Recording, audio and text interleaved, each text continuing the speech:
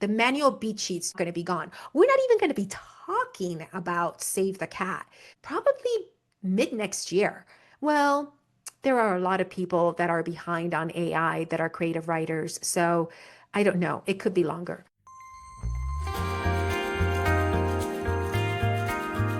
Hey there, writer, and welcome back to the Novelist Studio. I am your host, Anna Del Valle. AI is killing a lot of things in the creative space, and I'm afraid, my friends, that the Save the Cat beat sheet is just not going to make it. And I gotta tell you, I don't know if I have been a super fan of the Save the Cat beat sheet, and I'm gonna tell you why. It was written in 2005 by Blake Schneider, and he was a screenplay writer. It's a three-act screenplay with beats that are following the protagonist. And it does work really well in screenwriting, but here's the deal. A screenplay is 110 pages. This doesn't really translate very well to a 350-page emotionally resonant novel.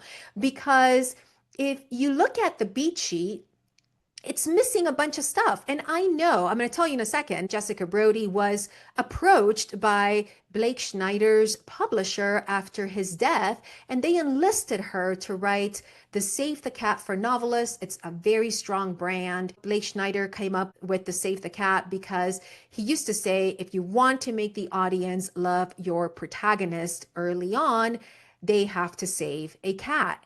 Right there, immediately, there's a lot of protagonists in fiction that you love to hate, but they're not necessarily going around doing heroic things. But there's so much more that's missing in the Save the Cat beat sheet. And I know that Jessica Brody did Save the Cat for Novelists, but it's basically the same exact beat structure.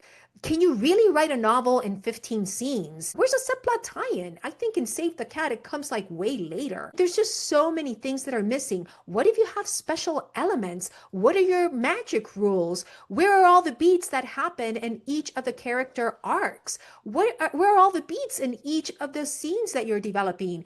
I mean, I could sit here and I could go on and on and on about all the things that Save the Cat beat sheet has always been missing for novelists.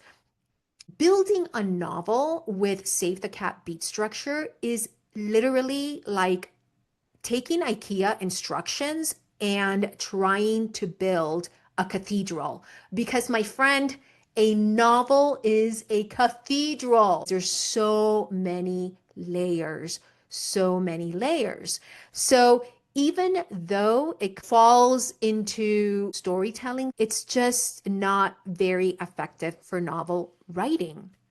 So when AI made it on the scene and I started building my AI tools for creative writers, I built Olivia AI, and she is my story strategist and outliner here at the AI Creative Writing Academy. I'm going to show you a quick demo today on how Olivia works, and she actually is so much better than the manual beat sheet. The manual beat sheet's going to be gone. We're not even going to be talking about Save the Cat, probably mid next year. Well, there are a lot of people that are behind on AI that are creative writers. So I don't know. It could be longer. This is a novel that I'm writing, and it is a dual timeline. It takes place in 2017 and in 1917 between two women. One is a nurse in World War I, and the other one is living in present day. And this dual timeline is interconnected by letters. So what I'm going to do here is I'm going to tell Olivia all about my novel. This is my story Bible. Everything I know about my novel. I'm going to send it in to Olivia, and she is going to start helping me outline my novel. Now, I sent that into Olivia, and she's telling me, hey, writer, this is beautiful work. Your story Bible looks really strong. just take your time. When you're ready to start outlining your novel, I will start working with you. So I'm going to go ahead and tell Olivia that I am ready. But notice that Olivia tells me I'll help you outline your novel with all the right beat structure, both across the story and within each scene. So everything flows with purpose and emotional impact. Now, I'm going to go ahead and tell Olivia that I am ready for scene one. I am ready for scene one of my outline, and let's see what she comes back with. Okay, so she knows I have a dual timeline. She knows that it's a mystery. She knows that there's romantic subplots, and she's going to help me structure my outline and weave both timelines very carefully so each beat in one era echoes or retracts the other. I mean, there is no way that this beat sheet right here can help me do what Olivia is helping me to do here. So awesome. So let's see what she comes back with. Well, check this out. First of all, Olivia is going to give me a little book coaching on the scene because she's so nice and she's a book coach. She's going to tell me all about this first scene that we're writing. And she's going to say, hey, this is your opening image, and this is, people are going to get to know your protagonists. So we're going to start in 1917. And then she's going to give me a scene to write. She's going to say, hey, your protagonist in 1917 is going to arrive at Harrow House, which is also the house that my later protagonist is going to be in, stepping into the eerie calm of a converted estate hospital, right? So she's going to give me sort of like the scene to write. Beneath its polished facade, the senses unease, the ghost of previous occupants, the unspoken tension of men and women living on borrowed time. How great is that? I already know that that is a great scene that I'm going to write. I already had all my novel details. I knew what this novel was about, but I really wanted to outline it in a very rich and deep way and not using a Save the Cat beat sheet. And then she goes on to the setting and she's going to tell me, hey, here's your setting. It's autumn 1917. Rain turns the chalkboards to sludge. It's giving me just anything that I can smell, see, or hear. Smells of antiseptic and smoke. Of course, it's during the war. Candlelight flickers over cracked portraits and bandaged soldiers, right? Like, what a great mini research, right? Like, that's mini research that I don't have to do as a writer, that Olivia is helping me with so that I can be dropped right into my setting when I am writing. And then she's going to give me all the beats that all the characters are going to have in each of these scenes, right?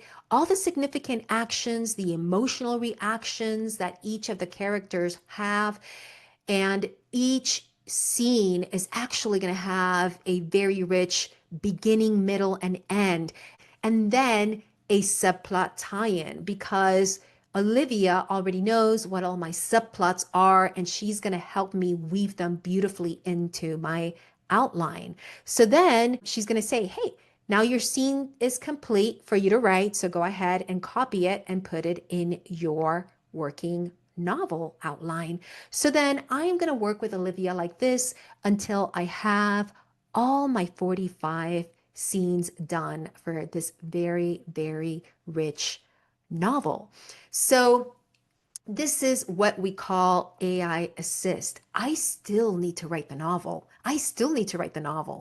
And I got to write it with my beautiful prose, and with my own voice. But the fact that I have such a great roadmap that I don't have to read 30 craft books to try to figure out what my real novel outline should be and how I'm going to be pulling all those emotional levers for my reader. And I have Olivia coaching me scene by scene here. It's actually going to help me write the strongest first draft that I have ever written. Now, can you go to ChatGPT and start asking ChatGPT to help you build an outline? You can, but it's going to be a very surface level outline. ChatGPT is not going to take your entire story structure into account.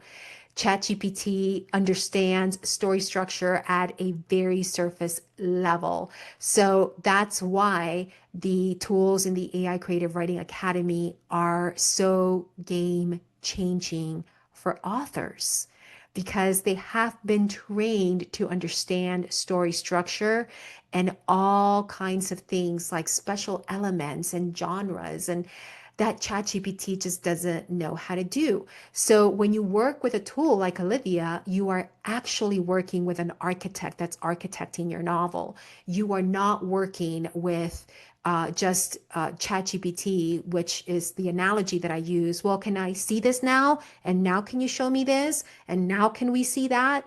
And what happens is that you end up with 500 pages of output that looks incredible, but it's really not that good in terms of emotional beats and layering in all that rich beat structure that happens in complex novel development that absolutely delights your reader. If you're using ChatGPT, the free version, and you're a creative writer, it's so many limitations. I can't even start listing them all here. So it is the best investment that you will ever do as a creative writer. So until next time, writer, keep on writing.